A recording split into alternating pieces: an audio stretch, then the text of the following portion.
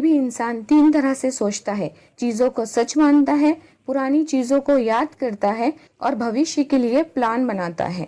English में इन तीनों सोच को नाम दिया है प्रेजेंट, पास्ट और फ्यूचर। इस हिंदी वाक्य को देखिए, मैं इंग्लिश पढ़ाता हूँ, आई टीच इंग्लिश, यानी ये मेरी पहचान है, मेरा प्रोफेशन है, जो मेरी रूटीन है और जो सच भी है, इसलिए इसे कहते हैं प्रेजेंट टेंस।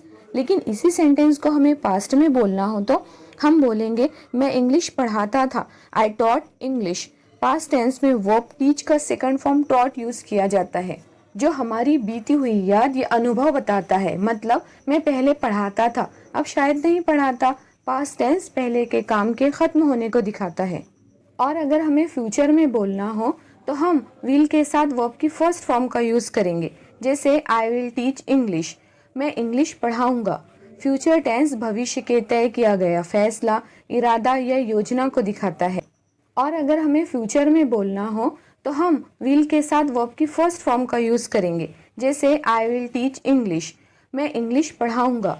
फ्यूचर टेंस भविष्य के तय किया गया फैसला, इरादा या योजना को दिखाता है। सो गाइस, अभी की सोच या पहचान के लिए प्रेजेंट, बीती बातों के सोच के लिए पास्ट और भविष्य के फैसले की सोच के लिए फ्यूचर का इस्तेमाल होता है।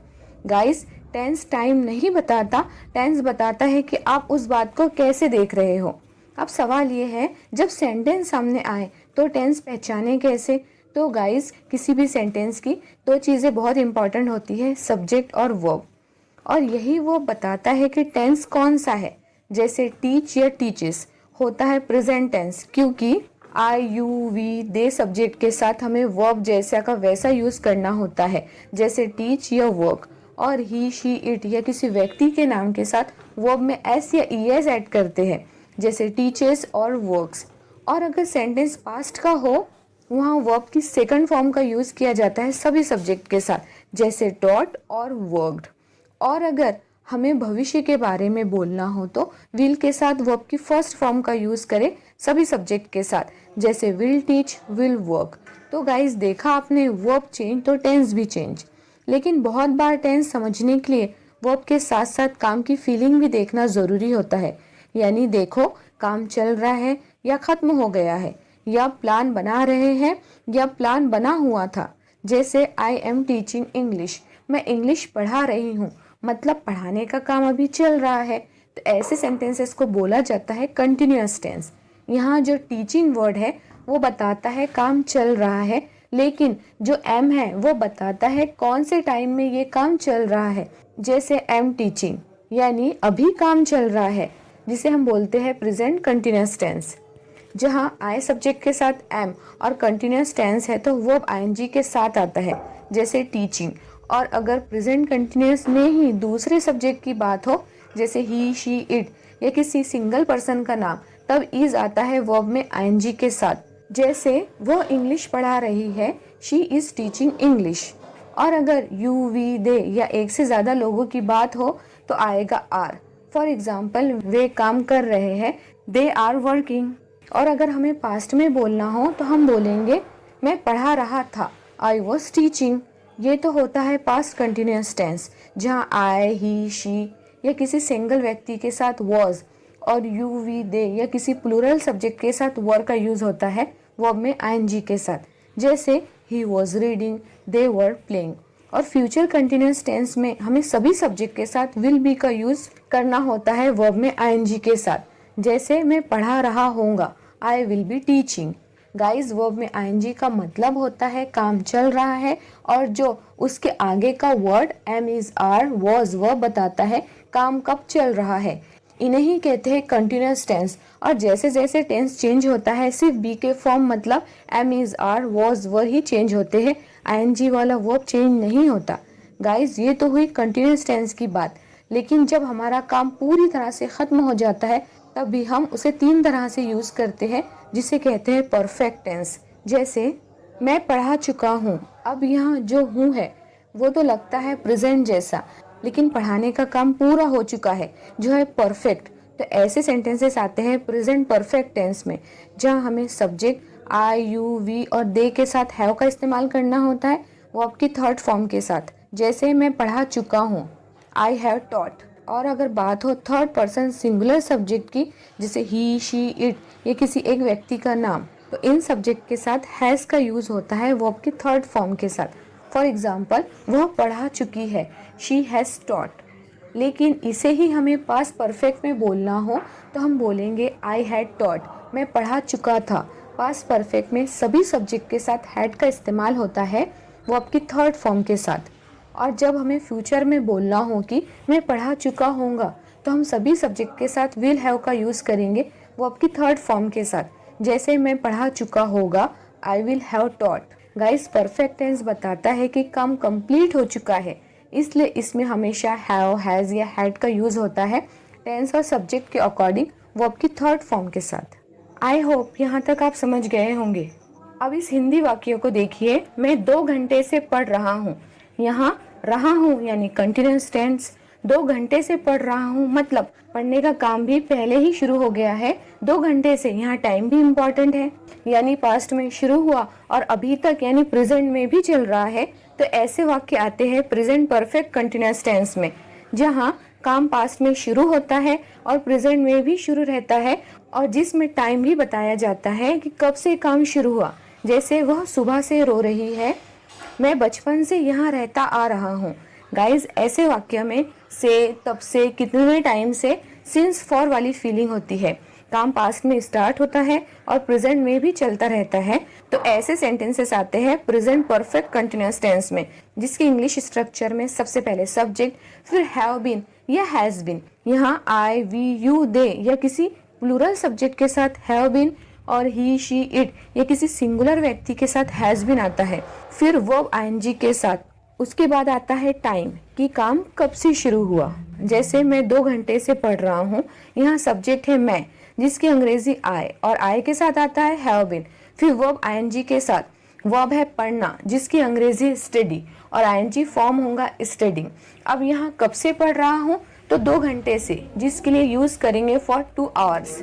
मैं 2 घंटे से पढ़ रहा हूँ, I have been studying for 2 hours. वैसे ही वह सुबह से सो रही है, यहाँ सोना सुबह से शुरू है, यानी सोने का काम पास्ट में शुरू हुआ और अभी तक भी वो सो रही है। यहाँ वह यानी शी, सब्जेक्ट है शी, तो यूज करेंगे हैज बीन। सोना की अंग्रेजी होगी स्लीप, लेकिन काम जारी है इसलिए स्लीप आएगा आईएनजी के साथ, स्लीपिंग। अब कब से सो रही है, तो सुबह से, जिसकी अंग्रेजी होगी सिंस मॉर्निंग। वह सुबह से सो रही है, she has been sleeping since morning. अब हम सभी को कन्फ्यूजन होगा कि टाइम बताने के लिए हमने एक सेंटेंस में फॉर का यूज किया और दूसरे में सिंस का। तो चलिए इसे भी क्लियर करते हैं। गाइस, फॉर ड्यूरेशन बताता है कि कितने टाइम से काम शुरू है। अगर सेंटेंस में नंबर दिखे, जैसे 2 hours, 5 days, 3 years, a long time, तो फॉर यूज करें। जैसे I have been waiting for 30 minutes, he has been playing for a week. जबकि सिंस काम के शुरू होने का एग्जैक्ट टाइम पॉइंट बताता है कि काम कब से शुरू हुआ। जैसे मंडे से, मॉर्निंग से, 2020 से, 5 PM से या चाइल्डहुड से। For example, I have been studying since morning, she has been living here since 2020। और जब भी आपको सेंटेंस में किसी काम का स्टार्टिंग पॉइंट दिखे तो सिंस का यूज करें। गाइस, फॉर टाइम की लेंथ है तो सिंस टाइम का गेट यानी एंट्री पॉइंट। सो गाइज, अब आप फॉर और सिंस का बेसिक कॉन्सेप्ट समझ गए होंगे। चलिए अब बात करते हैं पास्ट परफेक्ट कंटिन्यूअस टेंस की, जहाँ 2 बातें पास्ट की होती है, जिसमें एक काम चल रहा था लेकिन दूसरा काम बीच में आ गया, यानी काम चल रहा था तभी कुछ और हो गया। जैसे मैं 2 घंटे से पढ़ रहा था, फिर लाइट चली गई। यहाँ पढ़ना शुरू हो चुका था, 2 घंटे तक पढ़ाई चल रही थी, फिर अचानक लाइट चली गई, यानी पढ़ने का काम पास्ट में ही शुरू हुआ और पास्ट में ही चलते हुए खत्म भी हो गया, और बीच में कोई दूसरा काम आ गया। तो ऐसे सेंटेंसेस में से, रहा था, रही थे जैसे शब्द आते हैं। जैसे मैं 2 घंटे से पढ़ रहा था, फिर लाइट चली गई। इसकी अंग्रेजी होंगी I had been studying for 2 hours then the light went out. Past perfect continuous tense में हमें सभी सब्जेक्ट के साथ हैड बीन का यूज करना होता है, वर्ब में आईएनजी के साथ। गाइस, इस सेंटेंस में जो पहला काम था उसके लिए हमने पास्ट परफेक्ट कंटिन्यूअस का यूज किया है और जो बीच में काम आ गया उसके लिए हमने सिंपल पास्ट का इस्तेमाल किया। इस स्ट्रक्चर को हमेशा याद रखिए। पास्ट के पहले काम के लिए पास्ट परफेक्ट कंटिन्यूअस और बीच में काम आ जाए उसके लिए सिंपल पास्ट का इस्तेमाल करें। जैसे वह सुबह से रो रही थी तभी उसकी माँ आ गई।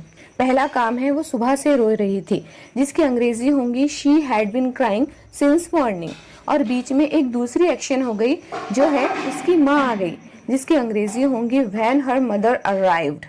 वो सुबह से रो रही थी तभी उसकी माँ आ गई। She had been crying since morning when her mother arrived. वैसे ही मैं बचपन से यहाँ रह रहा था, फिर हम शिफ्ट हो गए। I had been living here since childhood then we moved. Guys ये तो हुआ पास्ट परफेक्ट कंटिन्यूअस का बेसिक कॉन्सेप्ट। अब देखते हैं फ्यूचर परफेक्ट कंटिन्यूअस को। जब फ्यूचर में किसी एक पॉइंट तक कोई काम कुछ टाइम से चल रहा होगा, यानी फ्यूचर के एक पॉइंट तक काम चलता रहेगा, काम रुकेगा नहीं, यहाँ भी टाइम ड्यूरेशन इंपॉर्टेंट होता है। फ्यूचर परफेक्ट कंटिन्यूअस टेंस के स्ट्रक्चर में सबसे पहले सब्जेक्ट, फिर विल हैव बीन वर्ब में आईएनजी के साथ, और फिर आती है टाइम ड्यूरेशन। यहाँ हमें सभी सब्जेक्ट के साथ विल हैव बीन का इस्तेमाल करना होता है। ऐसे हिंदी वाक्य में तक से, रहा होगा, रही होंगी, रहे होंगे जैसे शब्द आते हैं। चलिए इसे एग्जाम्पल से समझते हैं। शाम तक वो 3 घंटे से सो रही होंगी, यानी वो पहले से सो रही होंगी और शाम तक 3 घंटे पूरे हो चुके होंगे। तो सेंटेंस होगा by evening she will have been sleeping for 3 hours. वैसे ही अगले साल तक मैं यहाँ 5 साल से रह रहा होऊंगा, यानी रहना पहले से शुरू होगा फ्यूचर के किसी पॉइंट तक और एक्शन कंटिन्यू रहेगा। तो सेंटेंस होगा by next year I will have been living here for 5 years. Guys अब देखते हैं कुछ कॉमन इंग्लिश वर्ड्स जो हमेशा फ्यूचर परफेक्ट कंटिन्यूअस टेंस में यूज होते हैं। जैसे बाय टुमारो कल तक, बाय नेक्स्ट ईयर अगले साल तक, बाय इवनिंग शाम तक, बाय 10 PM रात 10 बजे तक, यानी बाय के बाद फ्यूचर टाइम आता है। सो गाइज अब तो आप तीनों टेंसेस का मीनिंग, बेसिक कॉन्सेप्ट समझ गए होंगे, लेकिन इसके बाद भी हम बहुत बार टेंस को पहचानने में कंफ्यूज हो जाते हैं, क्योंकि टेंस को हम सिर्फ स्ट्रक्चर से याद रखते हैं। तो गाइज हर टेंस के सेंटेंस में कुछ इंग्लिश वर्ड्स आते हैं जो हमारा कंफ्यूजन बढ़ाते हैं। चलिए अब उन्हें देखते हैं। गाइज इस हिंदी वाक्य को देखिए, मैं यहाँ रहता हूँ, जिसकी अंग्रेजी होती है आई लिव हियर। लेकिन बहुत लोगों को कंफ्यूजन होता है कि अभी रह रहा हूँ तो एम लिविंग क्यों नहीं। तो इंग्लिश ग्रामर रूल है कि हैबिट, डेली रूटीन, फैक्ट और परमानेंट सिचुएशन के लिए सिंपल प्रेजेंट ही आता है, और कुछ फिक्स्ड इंग्लिश वर्ड्स होते हैं जो सिर्फ सिंपल प्रेजेंट टेंस में ही आते हैं। जैसे ऑलवेज, हमेशा, यूजुअली, आमतौर पर, ऑफन, अक्सर, एवरीडे, हर दिन, जनरली, सामान्य। For example, he always comes late, I usually wake up at 6। Guys जब भी आपको ये वर्ड्स दिखे तो सिंपल प्रेजेंट ही यूज करें। चलिए अब इसी हिंदी वाक्य को देखिए, मैं यहाँ रह रहा हूँ, आई एम लिविंग हियर। ये टेम्पररी और अभी की सिचुएशन बता रहा है, जो है present continuous tense. Present continuous tense में अक्सर ये वर्ड्स आते हैं नाउ, अभी, एट द मोमेंट, अभी इसी वक्त, दीज डेज, आजकल, नाउअडेज, आजकल। For example, I am studying now, she is working these days. चलिए गाइज अब आगे बढ़ते हैं। इस हिंदी वाक्य को देखिए, मैंने खाना खा लिया, आई हैव ईटन फूड। ये हिंदी सेंटेंस लगता है पास्ट का, पर टाइम मेंशन नहीं। तो ऐसे सेंटेंसेस होते हैं प्रेजेंट परफेक्ट के, क्योंकि जब भी सेंटेंस में टाइम मेंशन नहीं हो, पास्ट टेंस नहीं होता। और कुछ कॉमन कंफ्यूजिंग वर्ड होते हैं जब भी सेंटेंस में आए, जैसे जस्ट, अभी अभी, ऑलरेडी, पहले ही, यट, अभी तक, एवर, कभी, नेवर, कभी नहीं, रिसेंटली, हाल ही में, सो फार जैसे शब्द आए तो वो सेंटेंस होता है प्रेजेंट परफेक्ट का। प्रेजेंट परफेक्ट में कभी भी टाइम मेंशन नहीं होता। जैसे I have just finished, she has already left, have you finished yet. Guys जब भी ऐसे वर्ड्स सेंटेंस में दिखे तो हैव या हैज का यूज करें सब्जेक्ट के अकॉर्डिंग। अब इस हिंदी वाक्य को देखिए, मैंने कल खाना खाया। यहाँ दिख रहा है स्पेसिफिक पास्ट टाइम, तो सेंटेंस होगा सिंपल पास्ट का, मैंने कल खाना खाया, I ate food yesterday. Past tense में हमेशा yesterday, ago, last night, last year, in 2020, then जैसे वर्ड्स आते हैं। और जब भी सेंटेंस कन्फ्यूजन लगे तो देखो टाइम मेंशन है या नहीं। टाइम मेंशन है तो सिंपल पास्ट, टाइम मेंशन नहीं है तो प्रेजेंट परफेक्ट। चलिए अब देखते हैं इस हिंदी वाक्य को। मैं 2 घंटे से पढ़ रहा हूँ। यहाँ रहा हूँ यानी प्रेजेंट कंटिन्यूअस टेंस, और से अभी तक रहा हूँ यानी प्रेजेंट परफेक्ट कंटिन्यूअस। यहाँ टाइम की लेंथ बताई जा रही है तो यूज करेंगे for. I have been studying for 2 hours.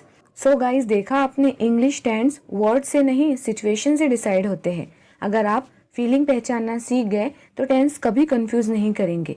जैसे ऑलवेज दिखे तो सिंपल प्रेजेंट, नाउ दिखे तो कॉन्टिन्यूअस, जस्ट दिखे तो परफेक्ट, यस्टरडे दिखे तो पास्ट सिंपल, सिंस और फॉर दिखे तो परफेक्ट कंटिन्यूअस। गाइज, अगर वीडियो पसंद आए तो लाइक करें, अपने फ्रेंड्स के साथ शेयर भी करें और हमारे चैनल को सब्सक्राइब ज़रूर करें। मिलते हैं नेक्स्ट वीडियो में एक और इम्पॉर्टेंट टॉपिक के साथ। Till then keep learning.